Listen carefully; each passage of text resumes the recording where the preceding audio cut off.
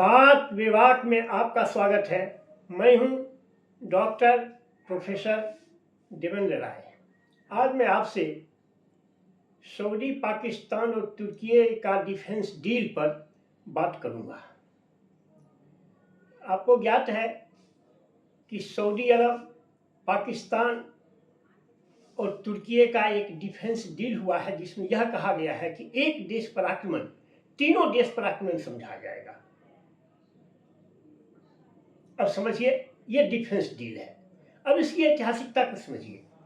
देखिए, सऊदी और तुर्की के बीच सदियों से दुश्मनी चली आ रही है। जब पहला सऊदी स्टेट बना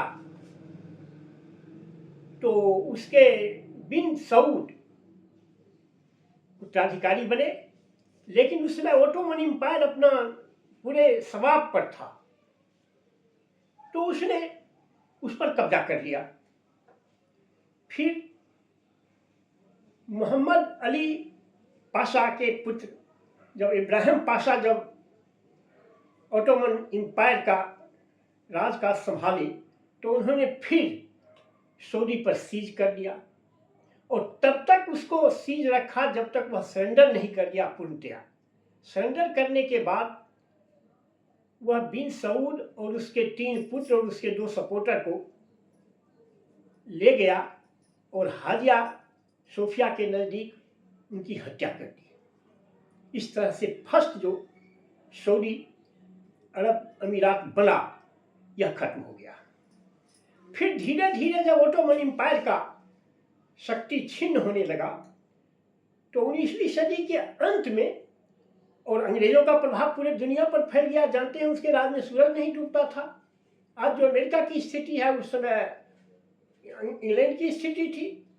तो उसके समर्थन से फिर सेकेंड स्टेट फिर बना और वह अंग्रेजों के समर्थन से कायम रहा। प्रथम विश्व युद्ध में जब ओटोमन एम्पायर खत्म हो गया, उसका बहुत बड़ा एम्पायर था उसके उस समय, जिस समय ये एम्पायर था ओटोमन एम्पायर, उतना बड़ा एम्पायर दुनिया में कहीं नहीं था। रोमन साम्राज्य से भी बड़ा एम्पायर उसका था। जब खत्म हो गया, अब केवल तुर्की भर सिमट के रह गया।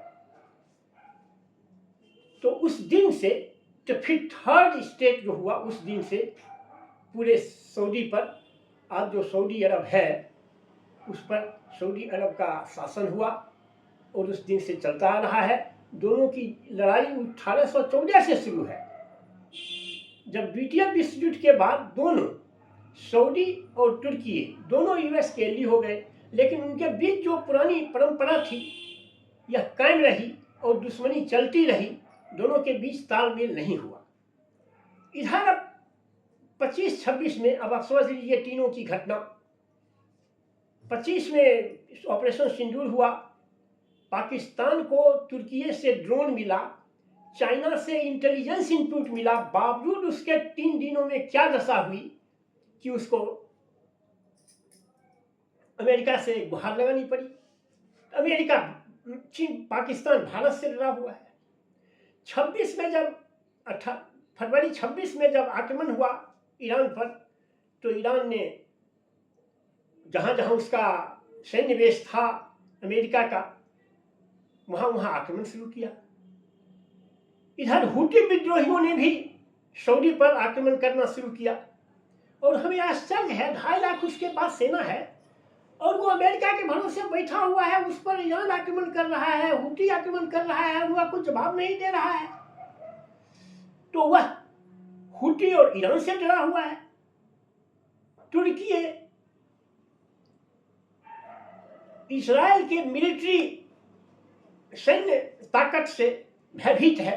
तो ये तीनों भयभीत ने मिलकर एक डिफेंस डील बना लिया। लेकिन यह तीनों तो है ही भयभीत, लेकिन यह एक बहुत बड़ी बात हो गई। बहुत बड़ी बात इसलिए हो गई कि मुस्लिम देशों में पाकिस्तान एकमात्र परमाणु शक्ति संपन्न देश है, लेकिन उसकी आर्थिक हालत बहुत खस्ता हाल है। अरब, सऊदी अरब तेल का दुनिया का सबसे बड़ा एक्सपोर्टर है और वह बहुत धनी देश है। तुर्किया की ड्रोन टेक्नोलॉजी पूरे दुनिया में सबसे उन्नत है, इसलिए इस तीनों की संयुक्त शक्ति को इनकार नहीं किया जा सकता है। और धीरे धीरे इसमें और मुस्लिम कंट्री आएंगे, इसलिए आएंगे कि उन लोगों ने अमेरिका को अपना सुरक्षा का भार दे दिया था।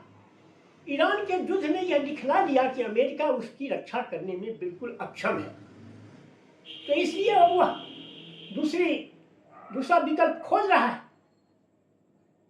मतलब दुनिया को मल्टीपोलर बनने में यह भी एक सहायक बन रहा है, इसलिए इसमें और मुस्लिम देश आएंगे।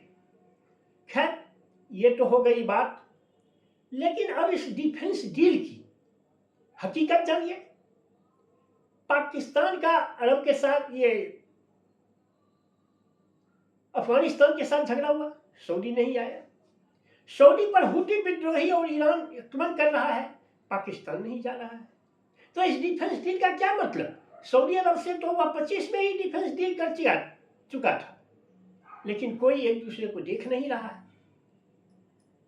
अब सवाल है कि भारत को पर इसका क्या प्रभाव पड़ेगा। भारत इसके लिए चिंतित है और भारत को चिंता होना चाहिए, क्योंकि उसमें कहा गया है कि एक देश पर आक्रमण तीनों देश पर आक्रमण समझा जाएगा। मतलब अगर कल पाकिस्तान और हिंदुस्तान में युद्ध होता है तो तुर्की और सऊदी भी शिरकत करेगा।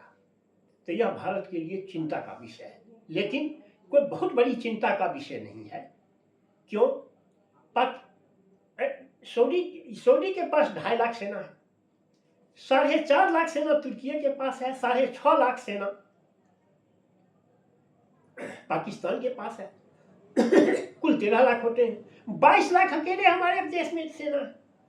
हम क्यों डरेंगे उस तीनों से फरियाद देंगे, देखा जाएगा।